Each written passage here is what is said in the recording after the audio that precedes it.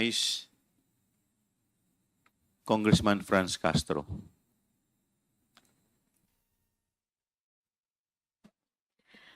Thank you, Mr. Chair. So just a point of inquiry, Mr. Chair, kasi narinig ko kaninang umaga that this would be the last committee hearing for this topic, no, yung tungkol sa confidential funds. So ang ibig ba sabihin, Mr. Chair, we are going to we are going to have a committee report na, Mr. Chair, after this. This will be the wrap-up committee hearing insofar as confidential fund, pero hindi pa po tayo magtatapos sa ating committee hearing. Kumbaga, year-ender lang. Sinasummarize lang po natin kung ano po mga nangyari nitong pong nakaraang 7 hearing. Yeah. Thank you, Mr. Chair, for that clarification. Narinig ko rin po yung mga manifestation, questions, mga intelligent manifestations ng ating mga colleagues. At nagpapasalamat ako, no, sa time na binigay ng ating mga colleagues dito sa pagdinig natin sa tungkol dito sa confidential funds. Siguro ang tanong ko lang, Mr. Chair, kasi dahil kumbaga, nandoon na tayo sa pinakadulo.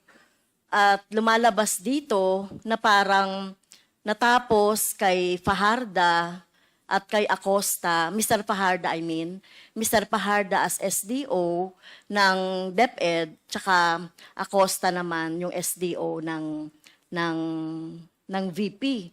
Tama po ba? So, parehong sinabi nila na mukhang sila, no, natapos na sa kanila yung pondo, pero yung cheque, sila yung nakapirma, sila yung tumanggap, no?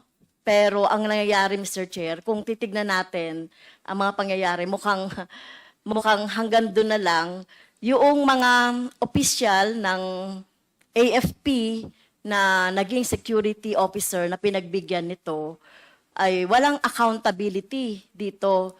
So, at binanggit nyo rin po, AFP na yung mag-iimbestiga.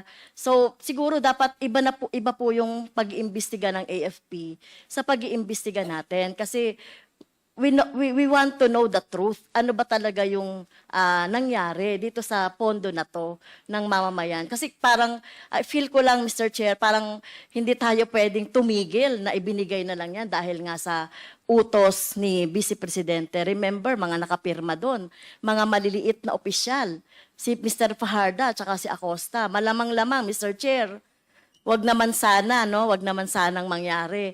Baka sila pa yung mademanda dahil sila yung tumanggap ng cheque, sila yung nagpapalit, pero baka maabswelto itong mga militar, itong mga security officer na tumanggap. Kasi dito lang natin makikita in transparency, no, yung ano ba talaga nangyari doon sa pondo.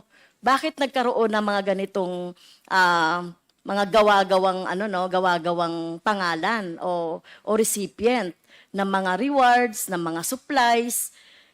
Meron pa nga, Mr. Chair, no, doon sa ating doon sa ating mga ebidensya.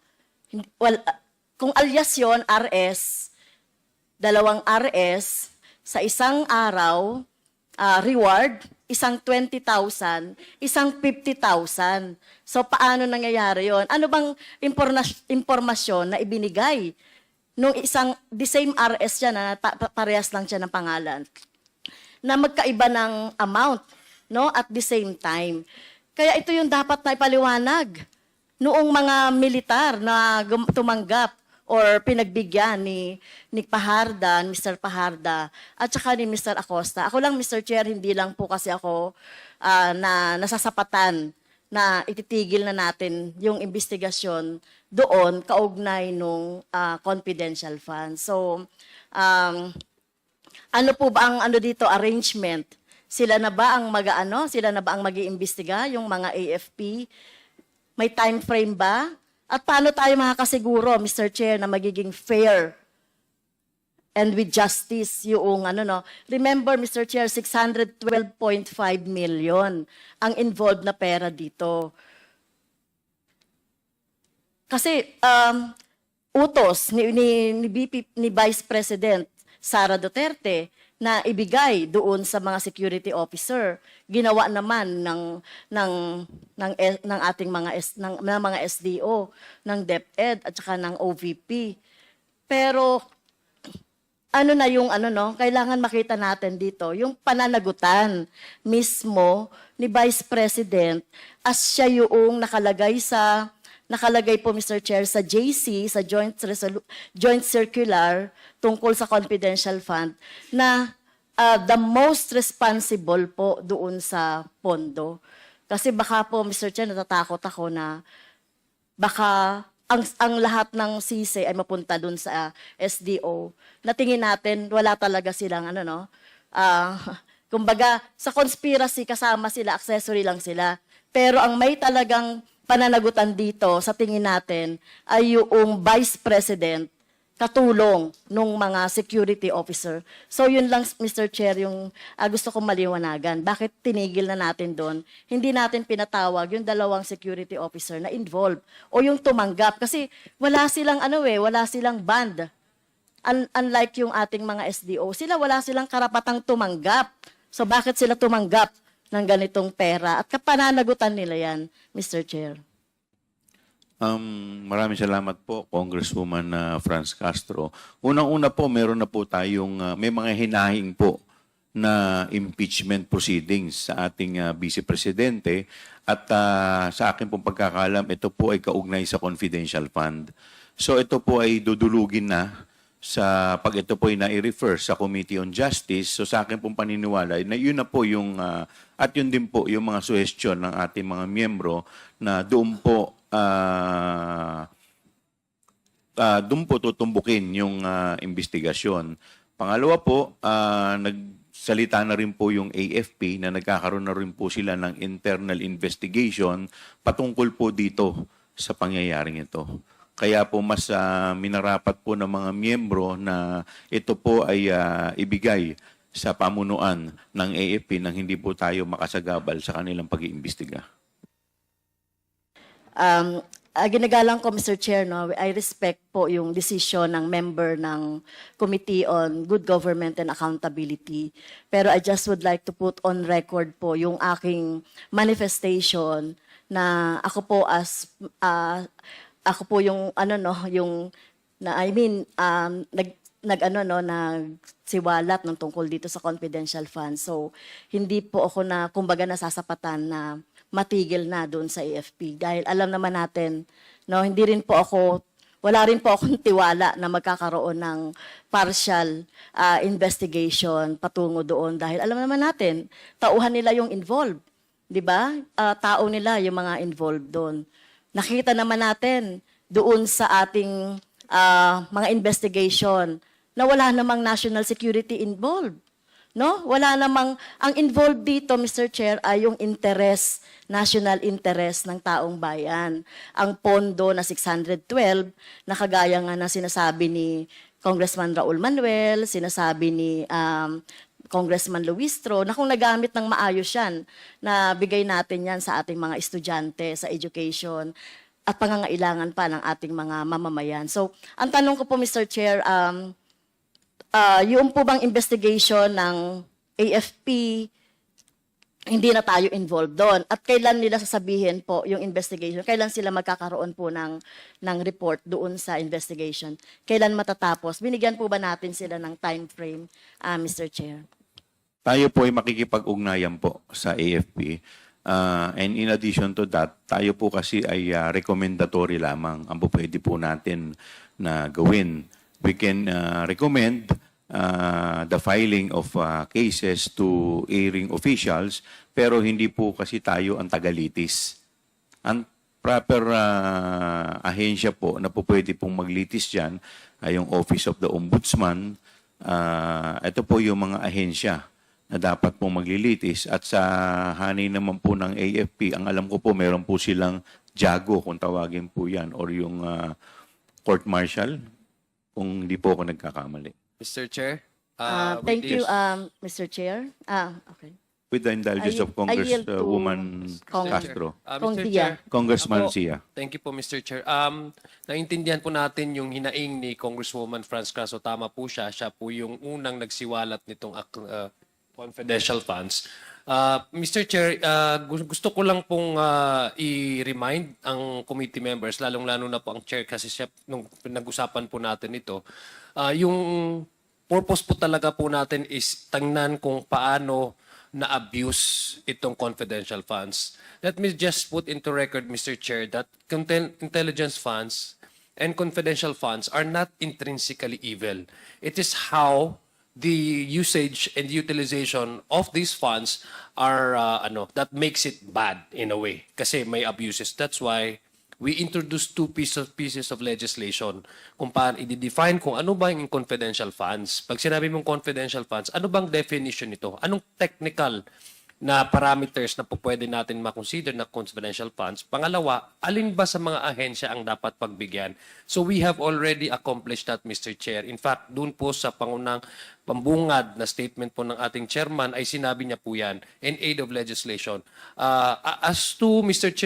Chair, culpability, tama po yung sinabi ng chairman na meron pong mga ehensya sa sa judiciary or ehukitiba ang maaaring magpursu nitong ganitong mga kaso. At gusto ko lang pong linawin din po at i-re-emphasize yung sabi po ni chairman sa ating kagalang-galang po na kay Ma'am Franz Castro, may way naman po talaga to hold these officers accountable. Apart from what they're doing right now as part of the internal investigation, they're also already the impeachment complaint, which I believe if we are to push the accountability side of this issue, then that's the perfect avenue for these members to discuss about culpability allegedly of these two officers, Mr. Chair. Thank you for that. Thank you po. Mr. Chair. Congresswoman Franz May I Castro, you are continue, Mr. recognized. Chair? Thank you for that intervention, Kong Zia. So, siguro ang worry ko na lang dito, Mr. Chair. So, ito ay inimbestigahan natin. Nakita talaga natin yung anomalya dito sa confidential funds na talagang ang paggamit nito ay talagang nakita natin yung maling paggamit nitong confidential funds. At ang nasalang dito yung SDO at saka yung mga officers, yung utos, no? Pwedeng maaring itanggihan maaring itanggihan noong highest official ng office na inutos niya yon or whatever. So talagang maiipit dito, Mr. Chair, ay yung dalawang SDO. Baka malamang-lamang yan maabswelto dito si Vice President Sara Duterte. So yun lang yung takot ko. Kung hindi natin yan itutuloy-tuloy at pabayaan natin sa AFP. But anyway, I respect the wisdom of the committee members dito sa good government. At ito ba ang siguro di nyo rin you can answer it or not na. So ibig sabihin itutuloy na natin ito doon sa impeachment na lang, Mr. Chair. Itong mga findings natin dito through the Justice Committee na lang ba? Sa ngayon po wala pa yatang gumagalaw sa impeachment no? Hindi pa naman ito na i-refer sa Justice Committee, no? At narinig ko kayo kanina, sinabi nyo, we have no time na for this impeachment. Kaya nag-aalala lang po ako na hindi natin mapapanagod si Sara Duterte dito sa kalokohan na ginawa niya sa confidential fund kasama ng mga binanggit na mga security at ilan pang mga kakonspire niya sa Office of the Vice President and the Department of Education. And one last manifestation. Since, Mr. Chair, pinag-uusapan natin dito yung confidential funds. 2023 pa, Mr. Chair, nakapag-submit na ang Makabayan Block composed of Representative Raul Manuel, myself, and Representative Arlene Brosas ng dalawa pong legislative measures related to confidential funds. Yung una nga po ay yung pag-iimbestiga ng confidential funds, hindi lang po sa Office of the Vice President. lahat po ng confidential funds ng mga agency na nabigyan ng confidential funds. Kasi kung nangyayari ito sa Office of the Vice President, malamang, no? Ako, tinitignan ko rin na may mga maling paggamit din. Pero hypothesis lang yun, Mr. Chair. But anyway, may dalawa po, no, yung inihain natin. House resolution to investigate all. Kasi baka sabihin ng mamamayan natin, baka sabihin ng taong bayan, sinisiroin lang natin yung confidential funds ng OVP. Tayo po ay nagpasa na ng House resolution para imbestigahan ang lahat ng mga ahensya dahil pangalawa, meron po kaming bill na ipinasa na i-abolish talaga itong confidential funds dahil lalong-lalo na sa mga government, national government agency dahil ito nga, no? Ang hirap talagang masunod itong JC na to, Mr. Chair. Yun po, no? Siguro dapat maisaalang-alang din yung mga ipinasa namin na measures, Mr. Chair. Thank you po. Thank you. The chair would like to recognize Honorable Jefferson Konghun. Mga kagalang-galang na miyembro ng komite, ang mga ebidensyang inilahad sa komiting ito ay malinaw at hindi maikakaila. Sa ilalim ng mga pondo na inilaan para sa confidential fund ng tanggapan ni Vice President Sara Duterte, nakitaan natin ang malubhang paglabag at maling paggamit ng pondo ng bayan.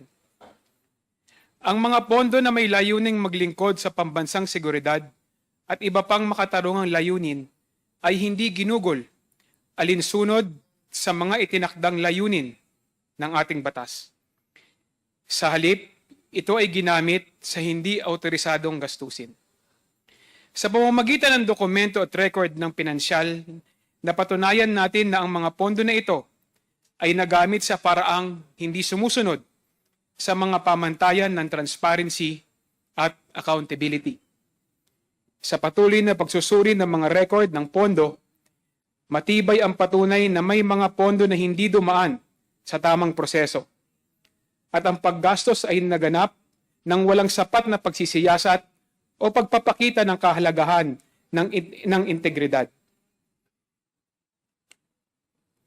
Ang mga pondo na dapat sana ay ginugol para sa kapakanan na nakakarami ay naging instrumento ng maling pamamahala at pag-abuso sa kapangyarihan.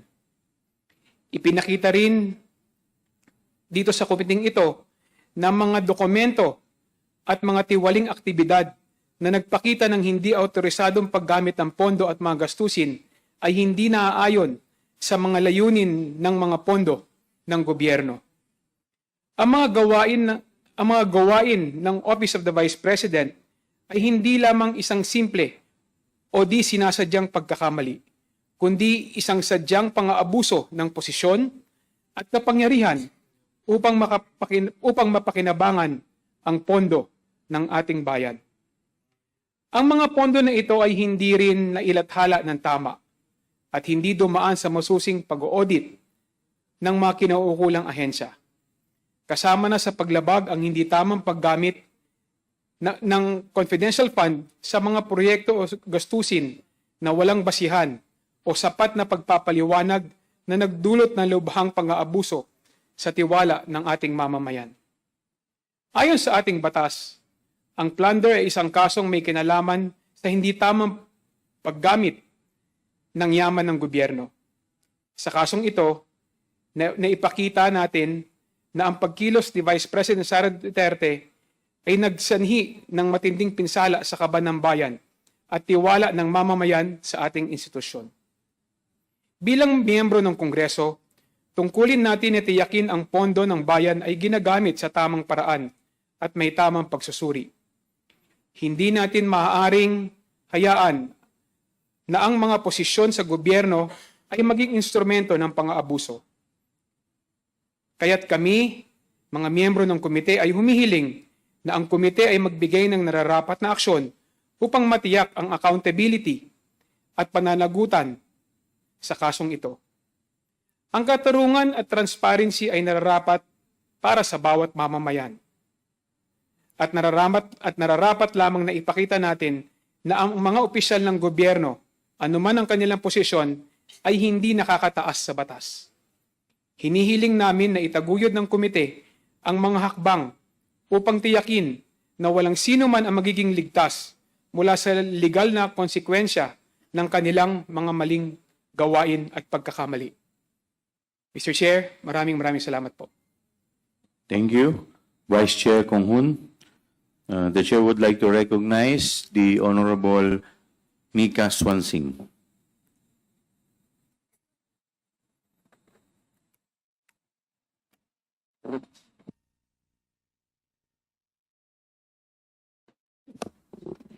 Thank you very much, Mr. Chair. Mr. Chair, I would just like to supplement the extensive discussions that my distinguished colleagues have started with regard to the summary of all of our findings since we started our proceedings last September, Mr. Chair. Mr. Chair, what we have discovered throughout our 8 hearings have been very alarming and unacceptable. So Mr. Chair, siguro po ang gusto ko pong gawin ngayong araw, tulad po ng ginawa ng aking mga kasamahan, ay i-summarize po yung ilan sa ating mga nadiskubre, ano po yung mga natuklasan natin sa kahabaan po ng ating mga deliberasyon.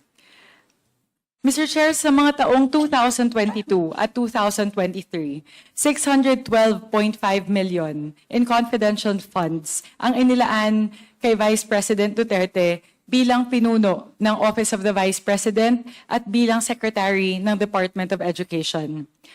This allocation of confidential funds was unprecedented. Ito ang kauna-unahang pagkakataon ng OVP at ang DepEd ay nagkaroon ng confidential funds na ganito kalaki ang halaga. 500 million para sa OVP at 37.5 million naman po para sa DepEd. Mr. Chair, our Constitution reminds us that public office is a public trust. And as such, public officials must always be accountable to the people. Ang confidential funds ay nagmumula sa kaban ng bayan. Dahil dito, pananagutan po ni Vice President Duterte bilang pinuno ng OVP at ng DepEd sa taong bayan na siguraduhin ang confidential funds na ipinagkatiwala sa kanyang opisina ay nagagastos sa wastong paraan. Sa takbo ng ating mga deliberation, Mr. Chair, paulit-ulit nating tinanong, paano nagamit ang confidential funds? May kakulangan po ba sa mga kasalukuyang mga batas at mga guidelines ng mga ahensya? Paano dapat amyendahan ang mga batas at mga guidelines para mapigilan ang posibleng katiwalian? Kaya po sinasabi natin ginagawa natin ang inquiry na to, Mr. Chair, in aid of legislation. Dahil importante po na malaman natin kung ano po ang mga kakulangan sa mga batas at mga guidelines para malaman po natin paano po natin maamyendahan at mapapagbuti ang mga ito. Mr. Chair, responsibilidad po natin to, trabaho po natin to bilang mga legislators. Hindi po ito pamumulitika. Next slide, please. The OVP spent 500 million pesos while the DepEd spent 112.5 million pesos. The 500 million pesos of the OVP was given in 4 tranches. Yung una po, nung huling quarter ng 2022, at yung tatlo po ay ginawa sa unang 3 quarter ng taong 2023. Para naman po sa Department of Education, ang 112.5 million ay nailabas po sa loob ng 3 tranches sa unang 3 quarters ng taong 2023 sa halagang 37.5 million bawat isa. Ang sunod na tanong, Mr. Chair, paano po nailalabas ng OVP at ng DepEd ang pondo? Ito po ang natuklasan ng ating komite.